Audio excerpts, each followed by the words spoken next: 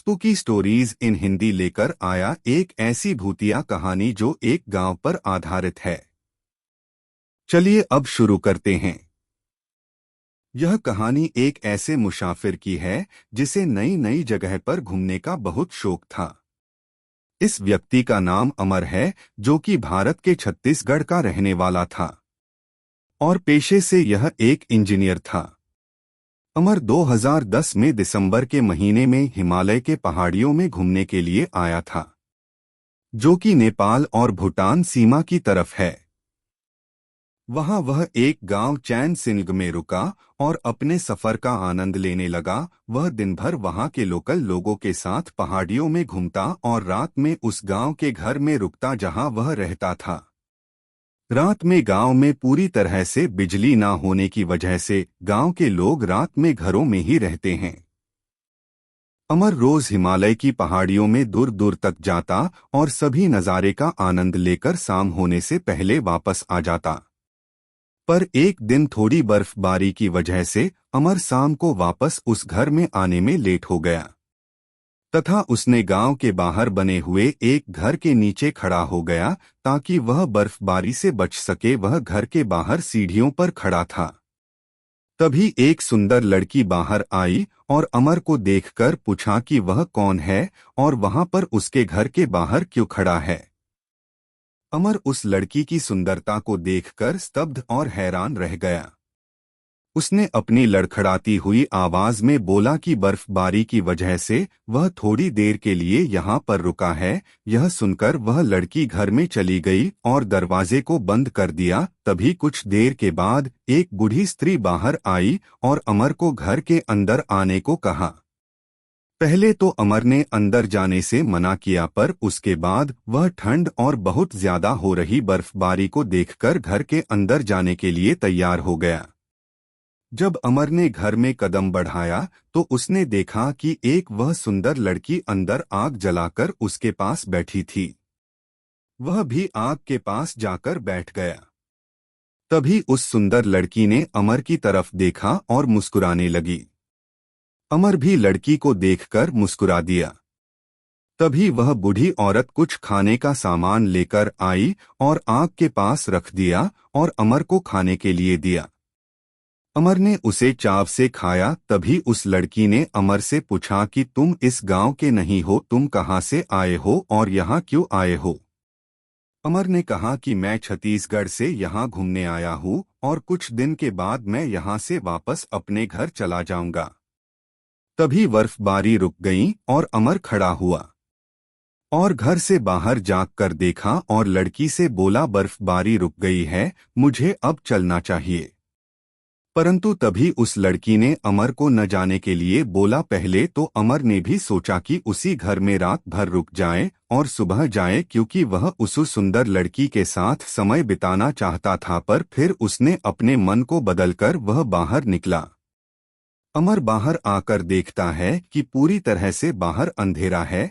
वह उस घर से एक आग जलती हुई लकड़ी को लेकर अपने उस घर की तरफ चल दिया जहां वह रुका हुआ था। करीब 10 मिनट बाद वह अपने सराय पर पहुंच गया। वहां पहुंचते ही लोगों ने उनसे पूछा कि वह इतनी बर्फबारी में कहाँ था। उसने सबको बताया कि कैसे वह एक सुंदर लड़की के घर पर रुका था और बर्फबारी बंद होने के बाद यहाँ पहुंचा है। तभी उस सराय के लोग वहां इकट्ठा हो गए और उस पर गुस्सा करने लगे और अमर को बहुत बुरा भला कहा और रात से पहले वहां पर जल्दी आने को कहा। अमर इस गांव वालों के बर्ताव पर बहुत हैरान हुआ कि एक तो वह बर्फबारी में फंस गया और ऊपर से गांव के लोग उसे ही सुना रहे थे। अमर को बड़ा ही अजीब लगा, पर उसने कोई प्रतिक्रिया नहीं दी और अपने कमरे में जाकर बैठ गया। और फिर कुछ देर के बाद उस घर का एक व्यक्ति कुंजू अमर के लिए खाना लाया जिसमें मांसाहारी चीजें थी। अमर को भी बहुत भूख लगी थी तो उसने खाना ले लिया और खाने लगा। पर जब अमर ने एक मीट का टुकड़ा मुंह के अंदर डाला, उसे ऐसा महसूस हुआ जैसे वह कोई दूसरी तरह का मांस खा रहा है, जैसे किसी बड़े जानवर का मांस हो। अमर ने पूरा खाना खा लिया जो कि बहुत स्वादिष्ट था। अब अमर अपने बेड पर लेट गया और सोने लगा। तभी कुछ देर के बाद अमर की नींद लग गई। अमर आराम से सो रहा था कि तभी उसे एक सपना आता है जिसमें वह देखता है कि वह जिसमें रहता है वह एक भूतिया घर है तथा उस घर के सभी लोग सदियों पहले ही मर चुके हैं तथा उनकी आत्मा अमर के बेड को घेर कर खड़े हैं तथा उसे सोते हुए अवस्था में घूर रहे हैं। तभी अमर डरकर उठ जाता है और अपने चारों तरफ देखता है परंतु उसे कोई भी नजर नहीं आता। तभी उसे खिड़की पर बहुत सारे सिर दिखाई देते हैं जो बाहर से झांक रहे थे। अमर उसे देखकर घबरा गया और उसकी दिल की धड़कन ने तेज तेज चलने लगी। अमर घबराकर खिड़की के पास पहुंचा और बाहर देखा, बाहर बस घना कोहरा छाया था। अमर ने अपनी गर्दन घुमाकर दोनों तरफ देखा पर उसे कुछ भी नजर नहीं आया। अमर कुछ देर बाहर झांक ही रहा था कि उसे कुछ लोग झुंड बनाकर जाते हुए दिखाई पड़े। तभी अचानक से एक शैतानी चेहरा खिड़की पर अचानक से आया जिसे देखकर अमर बुरी तरह से जमीन पर गिर पड़ा और डर कर हांफने लगा। अमर थोड़ी देर तक बेड से सटके बैठा रहा और खिड़की को देखा पर खिड़की पर उसे कोई भी नजर नहीं आया। अमर को लगा शायद यह उसका भ्रम है जो थकान और अकेलेपन की वजह से हो रहा है। अमर फिर से खड़ा हुआ और खिड़की के पास जाकर खिड़की को बंद कर दिया और वापस आकर सो गया। जब सुबह अमर की आंख खुली तो देखा कि सब माहौल बिल्कुल साधारण है। लोग अपने अपने कामों में जुटे हुए हैं और पूरा गांव ऐसा लग रहा था जैसे किसी विशेष काम में जुटा है और किसी चीज की तैयारी कर रहे थे और सभी लोगों के चेहरे पर मुस्कान थी और सभी लोग बहुत खुश थे और अमर की तरफ देख रहे थे। अमर को कुछ भी समझ नहीं आया और उसने सोचा कि यह बस एक साधारण सी बात है और अमर पहाड़ियों की तरफ घूमने चला जाता है। तभी अमर को वह लड़की उसके पीछे आते हुए दिखाई देती है। तभी वह रुक गया और लड़की के पास आने पर उससे बातें करते हुए चलने लगा। अमर और लड़की आपस में बातें करते हुए पहाड़ी पर ऊंचाई की तरफ जाने लगे। तभी एक पत्थर के पास जाकर वह लड़की रुक जाती है और अमर बिना उस लड़की को देखे उस पत्थर को पार करके कुछ कदम आगे बढ़ जाता है परंतु पीछे से कोई आवाज नहीं सुनाई पड़ने पर अमर ने पीछे मुड़कर देखा। तब वह लड़की अमर से पीछे कुछ 20 कदम की दूरी पर पत्थर के पास खड़ी मिलती है। अमर हैरानी से लड़की को देखता है तथा उसे आने के लिए कहता है पर वह लड़की उसे मना कर देती है और पीछे मुड़कर वापस गांव की तरफ चली जाती है। अमर भी आगे मुड़कर पहाड़ की चोटी की तरफ चला गया और चोटी पर खड़े होकर वहां से पूरे पहाड़ियां और आकाश का नजारा देखने लगा जो कि बहुत खूबसूरत था। वहीं खड़े होकर कुछ देर तक पूरे नजारे का आनंद लेने के बाद अमर को घर की याद आती है और वह सोचता है कि अब एक दिन और बिताकर उसे अपने घर छत्तीसगढ़ चले जाना चाहिए। और यही कुछ देर सोचने के बाद वापस से गांव के अंदर आ जाता है। तभी वह देखता है पूरे गांव के लोग अपने घरों से बाहर आकर खड़े हैं जैसे कोई मूर्ति खड़ा होता है और सभी लोग उसे बहुत गुस्से और असामान्य नजर से घूर रहे थे। अमर अपनी नजर को झुकाकर उस घर पर चले जाता है जहां वह ठहरा हुआ था और अपने कमरे में जाकर बैठ गया। तभी बाहर से ठंडी हवाएं खिड़की से होते हुए अमर की तरफ आ रही थी। अमर खड़ा हुआ और खिड़की के पास जाकर खिड़की को बंद करने लगा। तभी अमर ने खिड़की से बाहर झांका और बाहर देखकर दंग रह गया। उस पूरे गांव के लोग उस घर के बाहर खड़े होकर उसे ही देख रहे थे। तभी अमर को ऐसा लगा जैसे कि इस गांव और इस गांव के लोगों में कुछ तो अजीब सी बात है जो उसे नहीं पता थी। तभी वह देखता है जिस घर में वह रुका है उस घर में उस वक्त कोई भी नहीं था और कुछ अजीब सी आवाजें उस घर के एक दूसरे कमरे से आ रही थी। अमर अपने कमरे से बाहर निकल आया और आवाज का पीछा करते हुए एक ऐसे कमरे के पास पहुंचा जो पूरी तरह से बंद था और उसके अंदर से एक दानव की चिल्लाने की आवाज आ रही थी। ऐसा लग रहा था जैसे कोई शैतान किसी चीज के लिए बहुत ही वर्षों से तड़प रहा है। जैसे ही अमर दरवाजे के पास पहुंचा, वह चिल्लाने की आवाज बंद हो गई। सब कुछ शांत हो गया। अमर दरवाजे के पास खड़ा हो गया और दरवाजे पर कान लगाकर अंदर कमरे से आ रही आवाज को सुनने की कोशिश की। कुछ पल कोई आवाज नहीं आई, पर तभी अंदर से शैतान इतनी तीव्रता से चिल्लाया कि अमर अपनी शुद्ध बुद्ध को खोकर वही जमीन पर गिर पड़ा। अमर अब समझ चुका था कि यह गांव सच में शैतानी और श्रापित है। तभी अमर अपने कमरे की तरफ भागा और अपने सभी सामान को अपने बैग में डालकर उस कमरे से बाहर निकला। पर तभी उसने जो देखा वह देखकर पूरी तरह से दंग रह गया। बाहर उस घर के सभी लोग एक मरे हुए हालत में खड़े थे। सभी का शरीर एक कंकाल जैसा था, जिसमें बस थोड़ी ही जगह पर मांस था और उनका शरीर पूरी तरह से खोखला था। ऐसा लग रहा था जैसे वह सब मरे हुए थे, पर मरने के बाद भी उनमें जान थी। अमर उन्हें देखकर समझ चुका था कि ये सभी लोग अलग ही प्रकार की शक्तियां हैं जो उसे अब वहां से नहीं जाने देने वाले। अमर ने अपना बैग उठाया और हिम्मत जुटाकर उन शैतानों की तरफ भागा और उन्हें अपने बैग से धकेलकर वहां से भागा और दरवाजे से निकलकर बाहर आ गया। अमर वहां से निकलकर बाहर आया और तभी उसका पैर बाहर बर्फ पर पड़ने की वजह से वही फिसलकर गिर गया। अमर ने उठने की कोशिश की, पर उसके पैर में चोट आ गई थी, जिसकी वजह से वह उसे उठने में बहुत मुश्किल हुई। तभी अचानक से अमर की नजर सामने के कुछ लोगों पर पड़ी जो उसकी तरफ ही आ रहे थे। अमर उन्हें देख बिल्कुल सकबंद हो गया। उसे अपनी आंखों पर विश्वास नहीं हुआ जब उसने देखा कि यहाँ सभी लोग एक शैतान और भूत प्रेत है। वह पूरा गांव ही मरा हुआ है और उस गांव में अमर ही एक ऐसा इंसान था जो जीवित था। अमर के होश उड़ चुके थे। उमर वैसी ही दर्द भरी हालत में उठा और भागना शुरू कर दिया। सभी गांव के लोग अमर के पीछे भागने लगे। अमर उन मरे हुए लोगों को देखकर बहुत डर चुका था। उसकी समझ में कुछ भी नहीं आ रहा था। अमर इतना डरा हुआ था कि वह बस किसी भी हालत में उस जगह से बाहर निकलना चाहता था। वह बस अपना सामान लेकर सीधी दिशा में भाग रहा था ताकि वह उस गांव से बाहर निकल सके कि तभी कुछ बच्चों का भूत उसके सामने आ गए।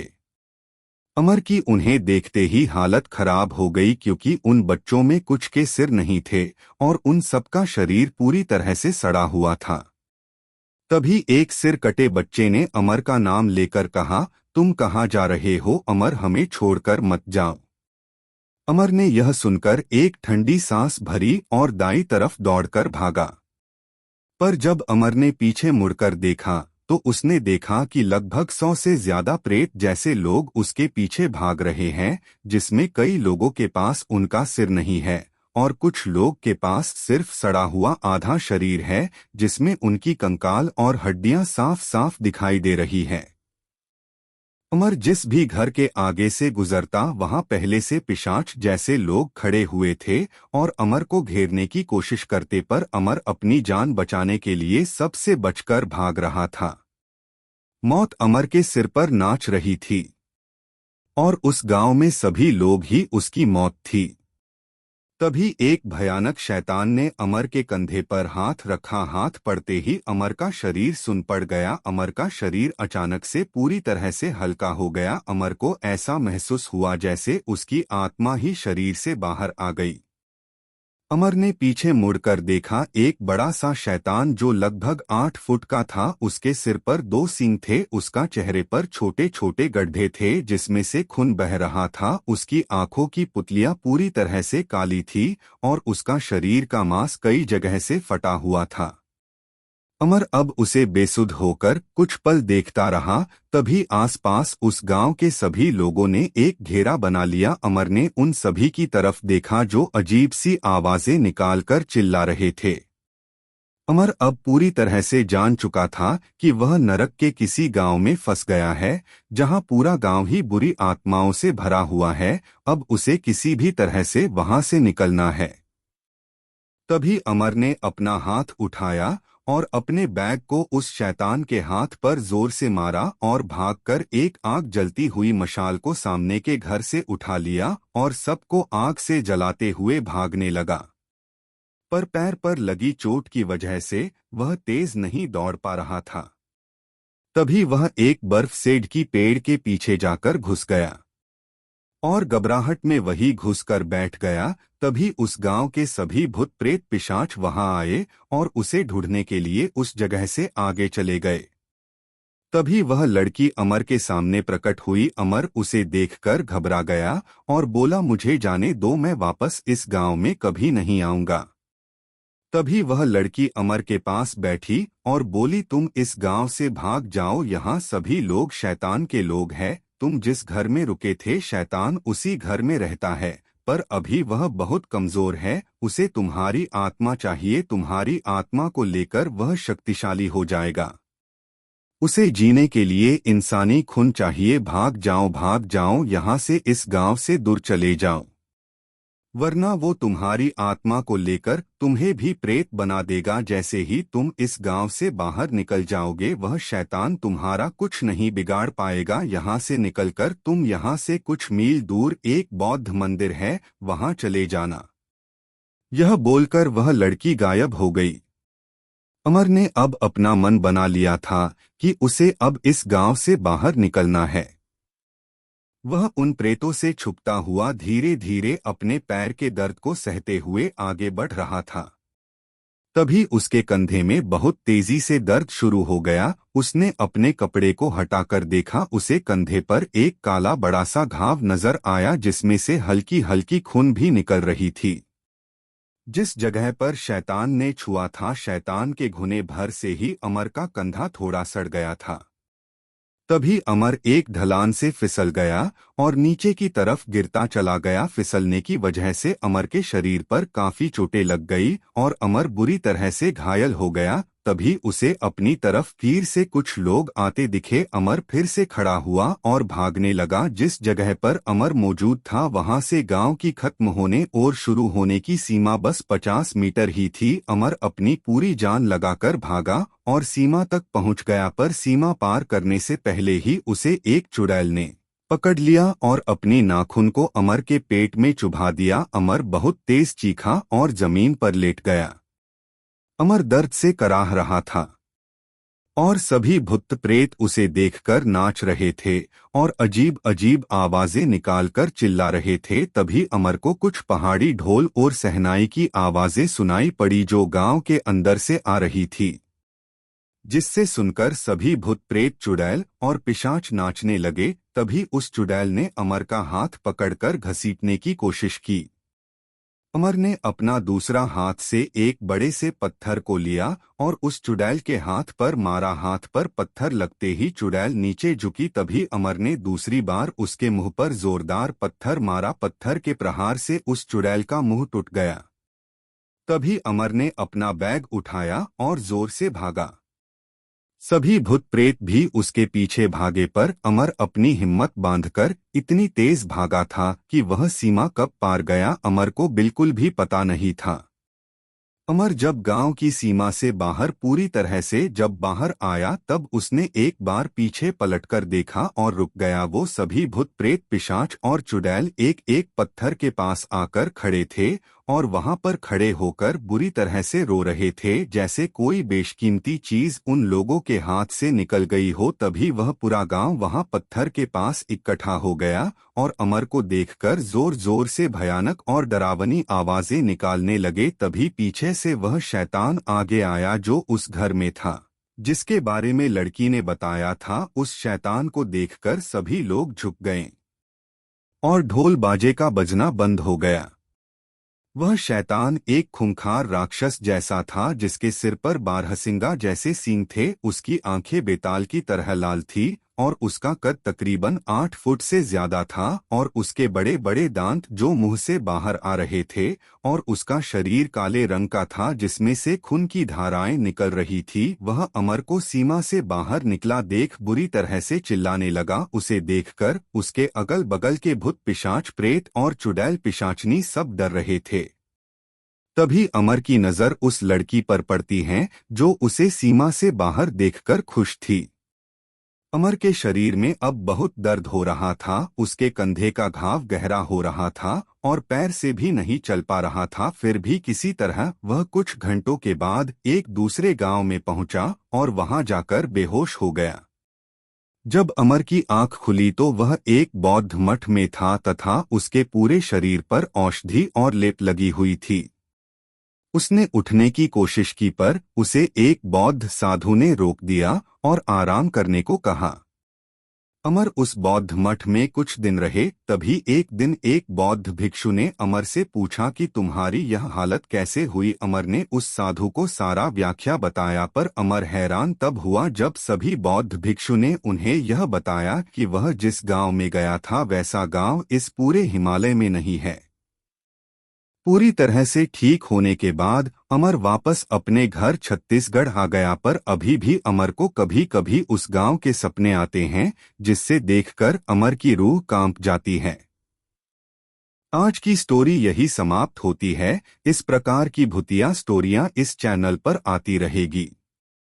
कृपया हमें सपोर्ट करने के बाकी की स्टोरियों को भी सुने और आनंद ले।